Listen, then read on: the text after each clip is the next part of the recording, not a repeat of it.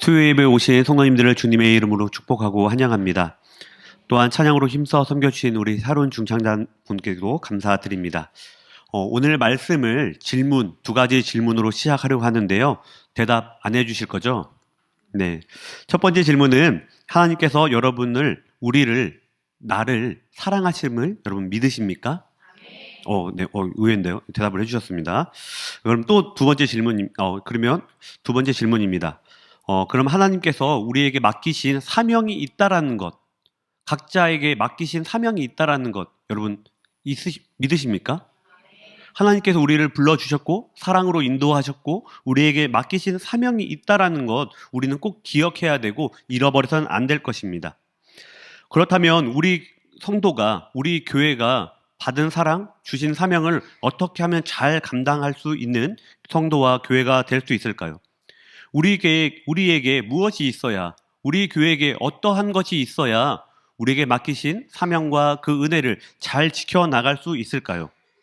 우리가 받은 사랑과 구원, 우리에게 맡기신 사명, 원하시는 헌신을 위해서 여러 가지가 필요하고 또한 다양한 단어로 표현될 수 있지만 저는 우리의 신앙과 사명, 헌신을 위해서 구체적으로는 은혜 체험이 꼭 있어야 된다라고 생각을 합니다. 하나님을 만난 체험, 하나님께서 나에게 분명히 무엇인가를 말씀하셨다는 그 체험, 은혜의 체험이 있어야 우리에게 주시는 그 사랑을 잘 지켜나갈 수 있는 것이지요. 또한 우리 교회에 맡겨주신 그 사명을 끝까지 주님께서 다시 오시는 그날까지 잘 이어나갈 수 있는 것입니다. 그렇다면 은혜 체험이란 무엇일까요? 은혜는 성도들이 교회 안에서 하나님께서 베풀어 주신 사랑에 대해서 자연스럽게 표현하고 사용하는 단어이긴 하지만 생각해보면 은혜라는 이 단어에는 상당히 포괄적이고 추상적인 의미가 당연히 들어가 있습니다. 도대체 은혜는 무엇이고 은혜를 체험한다, 은혜를 받는다는 것은 무엇일까요? 오늘 예배와 모임을 통해서 받은 말씀이 나에게 거부감이 없다면, 오늘 부른 찬양이 나에게 익숙한 찬양이고 내 생각과 내 상황과 맞아 들어가는 찬양이면 우리는 은혜를 받은 것일까요? 틀린 말은 아니지만 우리가 은혜라는 것, 은혜를 받는다는 것, 은혜를 체험한다는 것이 어떠한 것인지는 다시 한 번 더 생각해 볼 필요가 있습니다. 오늘 말씀의 주인공이 야곱의 삶을 베델이라는 지역을 중심으로 살펴보고 하나님께서 우리에게 베풀어 주신 그 사랑, 맡겨주신 그 사명, 그것을 이루고 지켜가기 위한 은혜의 체험이 우리 가운데 풍성히 흘러넘치기를 간절히 소망합니다. 앞서 말씀드린 것처럼 오늘은 베델이라는 지역을 중심으로 말씀을 살펴볼 텐데 여러분 베델 가보셨나요? 어디인지 혹시 아시나요? 네, 그래서 지도를 준비했습니다. 우리가 가보진 않았어도 대충 어딘지는 알아야 되니까. 네, 혹시 베델 찾으셨습니까? 네, 별 보이시나요? 혹시 글자가 잘 안 보이실까봐 별로 했는데 네, 별이 베델이 아니라 별은 예루살렘이고요. 예루살렘보다 약간 위에 북쪽에 있죠. 그리고 요단강 기준으로 왼쪽에 있는 것이 바로 베델입니다. 그리고 우리가 너무나 잘 알고 있는 것처럼 이 야곱이 도망가던 곳이 하란인데 하란이 어디 있습니까? 더 북쪽에 있죠. 저만큼 도망친 겁니다. 네. 우리가 가보진 않았어도 어딘지는 알아야 될 것 같아서 누가 물어보면 예루살렘보다 조금 위에 있고 요단강 왼쪽에 있어라고 이제 우리 자연스럽게 얘기하시면 됩니다. 마치 갔다 온 것처럼 얘기하시면 됩니다. 그러면 이제 베델의 위치를 알게 되었으니까 베델에서 어떠한 일이 있었는지 말씀을 좀 더 살펴보려고 합니다. 베델의 중심되는 인물은 당연히 야곱이지요. 야곱은 아버지는 이삭이고 어머니는 리브가입니다. 이삭은 아내 리브가를 통해서 털이 많다라는 뜻을 가진 에서와 뒤꿈치를 잡고 태어난다라는 뜻을 가진 야곱이라는 쌍둥이 아들을 얻게 됩니다. 형 에서는 성장하여 능숙한 사냥꾼이 되었고 동생 야곱은 양치기가 되었는데 성경은 아버지 이삭은 에서를, 어머니 리브가는 야곱을 더 사랑했다라고 표현하고 기록하고 있습니다. 이 둘은 쌍둥이였지만 서로 다른 성향을 가지고 자라나다 보니 사이가 좋지 않았습니다. 결국 우리가 잘 알고 있는 것처럼 두 가지의 사건을 통해서 형제 사이에서 원수 사이로 변화되게 말죠. 형제였던 에서와 야곱을 원수로 만든 두 가지 사건을 기억하십니까? 우리가 오늘 읽진 않았지만 창세기 25장을 보면 야곱이 사냥에서 실패하고 돌아온 배고픈 상태로 돌아온 형 에서에게 떡과 팥죽으로 사실상 양도가 불가능했던 것을 사게 됩니다. 무엇이죠? 장자의 명분입니다. 이게 첫 번째 사건이고, 두 번째 사건은 창세기 28장에 기록된 나이가 들어 눈이 어두워지고 어느 날 죽을지 모르게 된 이 이삭이 장자인 에서를 불러 나를 위해 별미를 준비하라. 그러면 내가 그 별미를 먹고 너에게 장자의 축복을 해주겠다라고 말합니다. 이 사실을 알게 된 리브가는 남편인 이삭과 다르게 에서보다 더 사랑하게 된 야곱이 장자의 축복을 받길 원했습니다. 그래서 꼼수에 가까운 도움을 주어서 이삭에게 줄 요리를 직접 만들고, 야곱은 에서로 변장시켜서 에서가 받을 장자의 축복을 야곱이 받게 합니다. 이 두 가지의 사건으로 인해서 형 에서가 동생 야곱을 죽이고자 결심하게 됩니다. 어머니 리브가는 이 사실을 알고 두 아들을 다 잃을지도 모른다라는 생각에 야곱이 에서로부터 생명을 지킬 수 있도록 지금 살고 있는 브엘세바에서 자신의 오빠가 살고 있는 하란으로 피하라라고 말합니다. 그리고 에서를 피해 하란으로 도망치던 야곱은 하루를 유숙하기 위해 그저 잠시 머물렀던 루스라는 곳에서 19절의 말씀처럼 다음날 아침 일어나 루스라고 다 부르던 그곳을 베델이라는 곳으로, 하나님의 집이라는 뜻을 가진 베델이라는 곳으로 다르게 부르기 시작합니다. 그럼 그날 밤 어떤 일이 있었기에 야곱은 루스라는 곳을 베델, 하나님의 집으로 바꾸게 된 것일까요? 12절과 15절의 말씀을 좀 함께 살펴보고자 합니다. 화면을 통해서 여러분 가지고 계신 성경을 통해서 12절부터 15절까지의 말씀을 천천히 읽으면서 핵심되는 단어가 무엇인지 한번 살펴보시길 바랍니다. 12절부터 15절까지의 말씀을 함께 읽겠습니다. 꿈에 본즉 사닥다리가 땅 위에 서 있는데 그 꼭대기가 하늘에 닿았고, 또 본즉 하나님의 사자들이 그 위에서 오르락 내리락 하고, 또 본즉 여호와께서 그 위에 서서 이르시되 나는 여호와니 너의 조부 아브라함의 하나님이요 이삭의 하나님이라. 내가 누워있는 땅을 내가 너와 내 자손에게 주리니 내 자손이 땅의 티끌같이 되어 내가 서쪽과 동쪽과 북쪽과 남쪽으로 퍼져나갈지며 땅의 모든 족속이 너와 내 자손으로 말미암아 복을 받으리라. 내가 너와 함께 있어 내가 어디로 가든지 너를 지키며 너를 이끌어 이 땅으로 돌아오게 할지라. 내가 내게 허락한 것을 다 이루기까지. 아멘.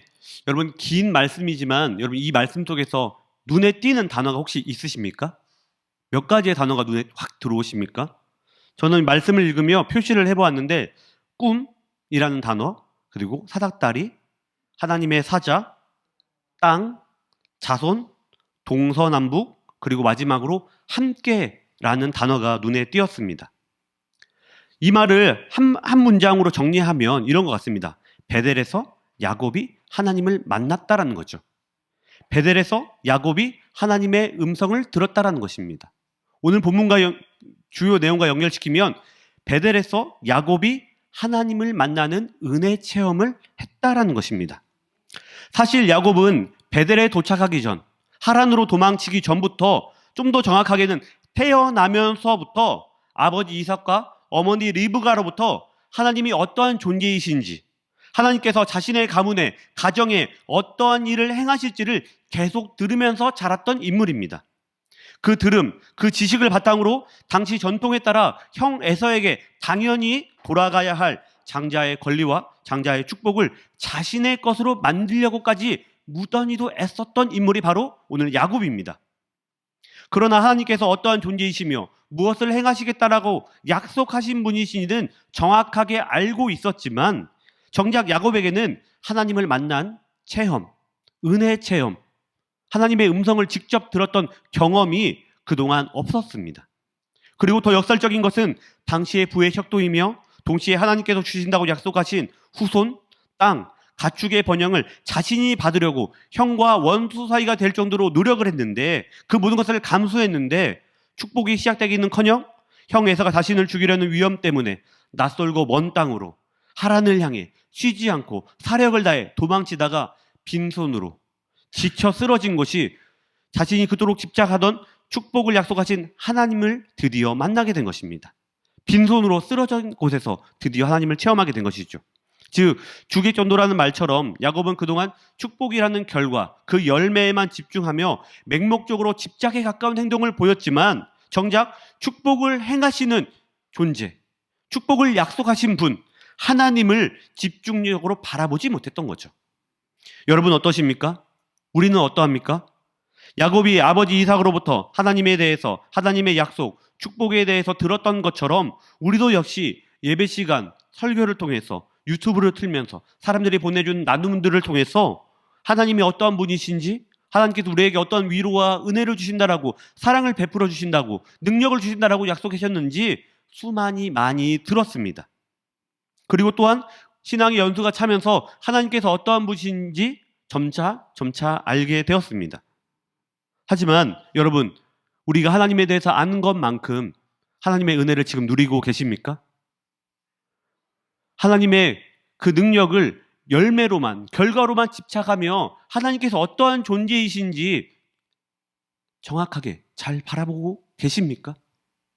오늘 본문을 해서 저는 이 이야기를 나누고 싶은 거죠.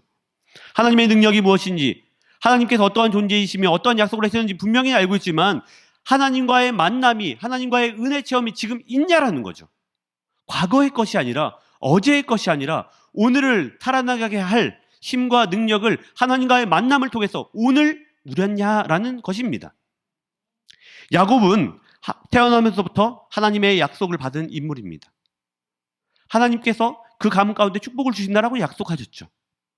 다른 그 누구보다 하나님께서 어떠한 존재이신지를 태어나면서부터 알게 된 존재였습니다. 하지만 축복이란 결과에만 집중하고 그 축복을 주시는 하나님을 바라보지 못하니 지금 상태가 좌절과 원망과 쓰러짐에 가까운 거죠. 우리는 어떻습니까? 축복이란 결과에만 집중하고 계십니까? 하나님께서 은혜 주신다라는 것을 알고 있지만 그 결과물에만, 열매에만 집중하며 온전히 하나님을 바라보지 못하고 있는 안타까운 일이 우리에게 있지는 않은지, 하나님을 그저 감동 없이, 마음의 변화 없이, 삶의 변화 없이 주시는 분으로만 여기고 있지는 않은지 우리의 삶을 분명히 점검하고 되돌아봐야 할 것입니다. 축복은커녕 생명의 위협을 받아 정신없이 그 어떠한 소망도 기대감도 없이 도착한 베델, 그저 도망가다가 지쳐버린 몸을 잠시 쉬려고 우연히 멈춘 이 루스에서 야곱은 그동안 자신이 들었고 알고 있었던 하나님을 드디어 직접적으로 만나게 됩니다. 우리 모두에게 하나님과의 만남, 경험이 분명히 있기를 간절히 소망합니다. 그 경험이 앞서 말씀드린 것처럼 추억 속의 경험이 아니라, 과거의 경험이 아니라 오늘, 지금, 내일도 하나님과 동행하며 하나님과 함께하는 그 은혜를 날마다 누리시기를 간절히 소망합니다. 그렇다면 하나님을 만난 경험, 은혜 체험은 과연 무엇을 말하는 것일까요? 하나님을 만난다는 것은 스스로 혹은 타인에게 어떻게 설명할 수 있을까요? 신앙의 체험은 신비한 것이기에 정형화될 수 없는 것은 분명히 맞지만 오늘 베델에서 일어난 이 야곱의 변화를 살펴보므로 하나님을 만났다라는 것, 하나님과 동행한다는 것, 하나님이 주신 은혜를 직접 체험했다라는 것이 무엇인지 살펴보고자 합니다. 먼저 창세기 28장 13절 말씀을 함께 읽겠습니다. 13절의 말씀입니다. 또 본즉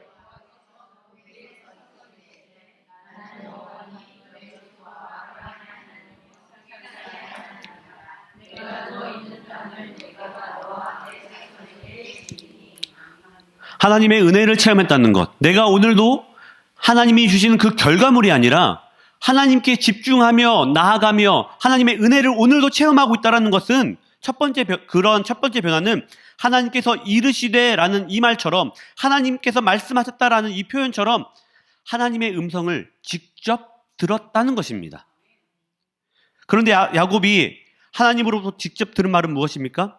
아까 말씀드렸던 것처럼 13절에서 15절까지의 말씀 중에서 여러 가지가 있겠지만 동서남북, 땅, 자손, 복, 이것이었습니다. 그동안 집착했던 것은, 그동안 하나님이 주신다는 음성으로만 들었던 것은 동서남북, 땅, 자손, 복처럼 결과에 가까웠던 것이죠.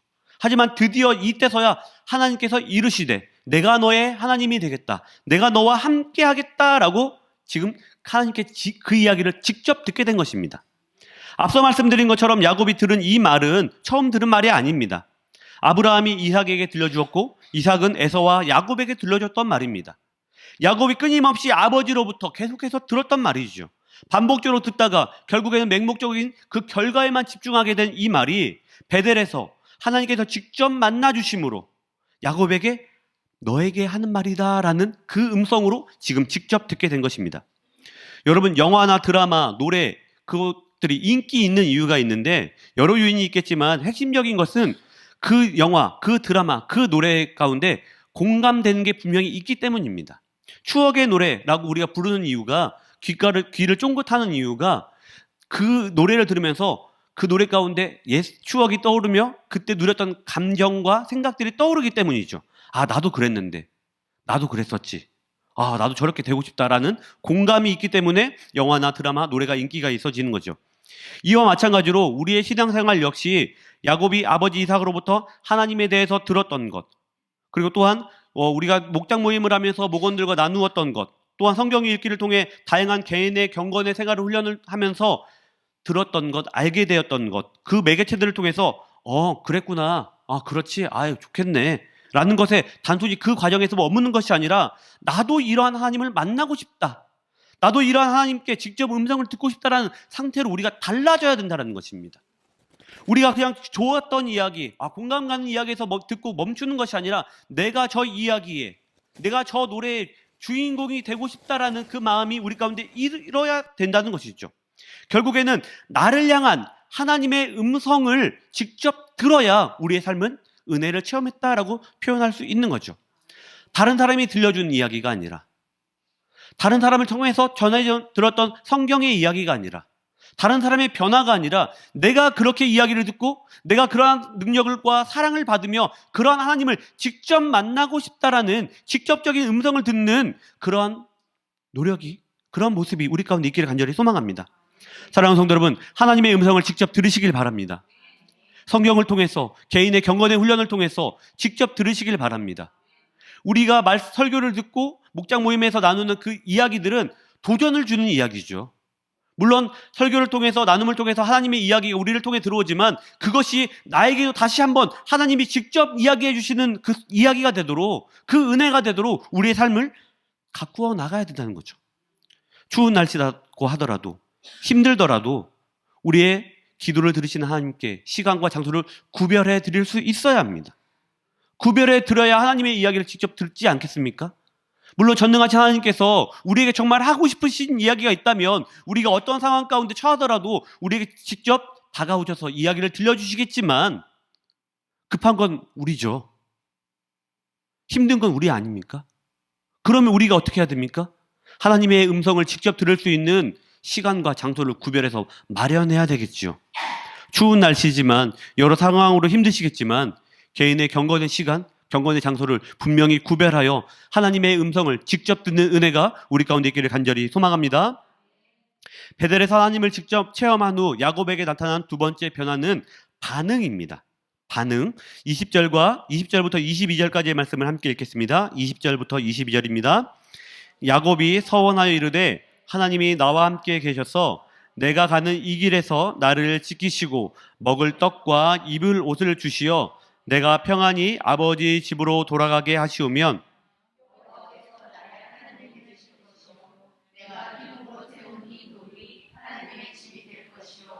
하나님께서 내게 주신 모든 것에서 10분의 1을 내가 반드시 하나님께 드리겠나이다 하였더라. 아멘. 야곱의 반응은 우리 이제 기독교적인 용어로 서원이라고 말합니다. 서원의 내용을 살펴보기 전에 구약의 성경인 문자인 히브리어 문법이나 번역을 먼저 설명드리면, 한글 성경은 야곱의 이 서원을 이르되 하나님께서 계셔서 무엇을 하시오면의 형태로 번역을 했습니다. 이는 서원이라는 히브리어 네테르를 단어에 수식하는 임이라는 단어, 임 네테르로 해서 무엇이 선행되면 내가 이렇게 하겠다, 영어의 if처럼 무엇이 먼저 이루어지면 내가 그 다음으로 이렇게 하겠다라고 번역했기 때문입니다. 이 때문에 야곱의 신앙이 아직 축복이라는 결과에만 집중하는 것 같아 보이지만 사실 이 말은 50%만 맞게 좀 번역된 표현인 것 같습니다. 한글로 옮기다 보니 그런 것 같습니다. 네테르라는 단어에 이 수식하는 임이라는 단어가 있는데, 이거는 if라는 단어, 앞에서 뭔가를 하면이라는 뜻도 있지만 또 하나 단어는 영어로 because입니다. 즉 하나님께서 나에게 이것을 해주셨기에 내가 이렇게 하겠다라는 것입니다. 그러니까 두 가지 의미가 다 가능하죠. 서원이라는 의미가 두 가지 다 해석 가능합니다. 이렇게 해주시면 내가 하겠습니다. 그런데 우리가 지금 야곱의 입장에서 좀 더 집중해야 할 부분은 이렇게 해주셨기 때문에 내가 이렇게 하겠다라는 그런 의미입니다. 즉 자신이 지금 야곱은 하나님께서 나에게 지금 땅과 자손의 번영함을 약속해 주셨습니다. 그런데 지금 이루어진 상태는 아니지요. 하지만 이루어질 것을 미래적인 소망을 가지고 이것이 이루어질 것인지 나는 이렇게 하겠습니다. 이것이 이루어졌기 때문에 나는 이렇게 하겠습니다. 라고 표현을 하고 있는 것입니다. 그동안 지식과 결과물로만 하나님을 바라보던 야곱에서 하나님을 직접 만나고 음성을 들은 이 야곱은 하나님을 향해 자신의 결단을 이야기하는 것입니다. 하나님을 향해서 내가 이제 이런 모습으로 살아가겠습니다. 라고 이야기를 하는 거죠. 계획과 소망은 상실되었습니다. 생명까지도 위협받고 있는 상황입니다. 몸과 마음은 지쳐 있습니다. 그런데 그렇게 도착한 베델에서 야곱은 아버지의 말을 통해서가 아니라 어머니의 계획을 통해서가 아니라 자신이 직접 하나님을 만났고 하나님의 음성을 듣고 앞으로 내가 이렇게 살아가겠습니다 라고 결단, 서원하는 것입니다. 이러한 것이 지금 우리가 야곱을 통해서 발견하게 된 두 번째 변화라는 것이죠.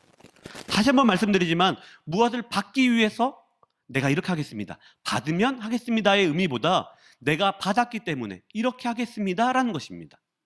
사랑하는 성도 여러분, 과거의 은혜에 우리가 그렇기 때문에 우리가 과거의 은혜가 아니라 지금의 은혜에서 살아가야 되는 것이죠.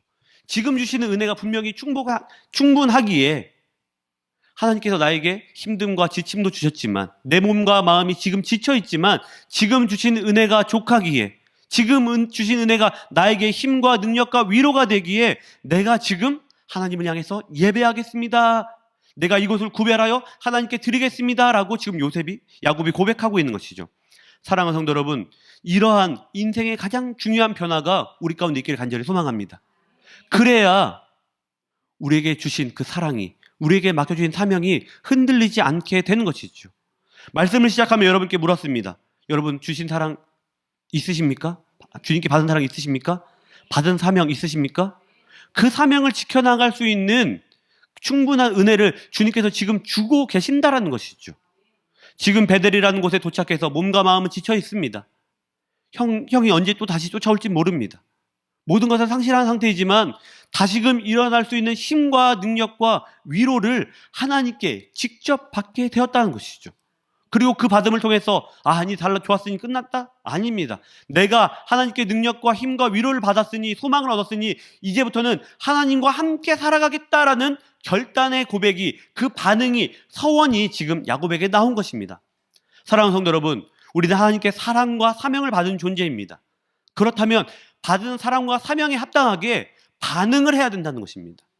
우리 삶을 통해서 내가 어떻게 해야 주님께 더욱더 기쁨 되는 삶을 살아갈 수 있는가, 내가 더욱더 주님께 영광 올려드리는 삶을 살아갈 수 있는가 고민하고 고백하고 주님께 이야기해야 된다는 것이죠.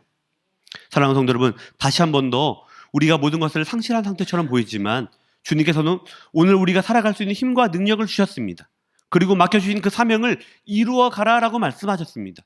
그렇다면 우리는 그 사명을 이루기 위해 다시금 일어나야겠지요. 주님께 우리의 삶을, 우리의 시간과 열정과 물질을 드리겠다라고 다시 한 번 더 온전히 결단해야겠지요. 앞서 말씀드린 것처럼 지금 하나님께서 약속하셨던 축복이 그 결과가 이루어진 것은 아닙니다. 미래의 것이지요. 하지만 하나님께서 약속하셨기에 반드시 이루어진다는 그 소망이 있기에 내가 먼저 미리 감사하고 있는 것이죠. 이런 믿음의 고백, 믿음의 반응이 우리 가운데 있기를 간절히 소망합니다. 그리고 이런 믿음의 반응, 믿음의 변화가 이 자리에 앉아있는 우리와 함께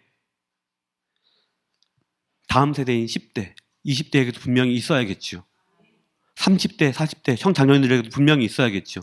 이 자리에 앉아 계신 우리 믿음의 선배님을 통해서, 믿음의 부모를 통해서 우리의 자녀들이 하나님이 어떠한 분이신지 분명히 많이 들었습니다.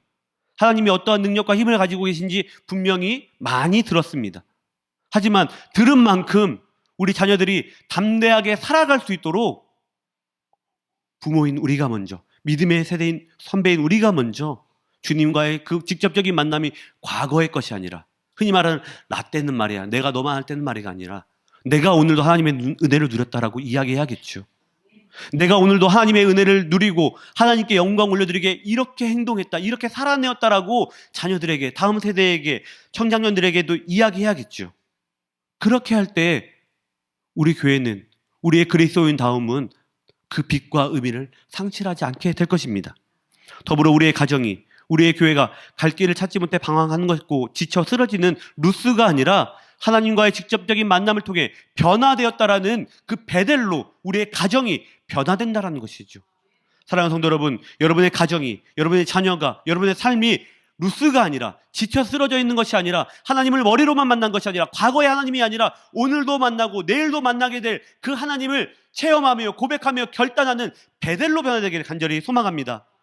야곱을 새롭게 한 베델, 그 베델에서 있었던 만남과 변화와 반응이 우리 가운데 있기를 간절히 축원합니다.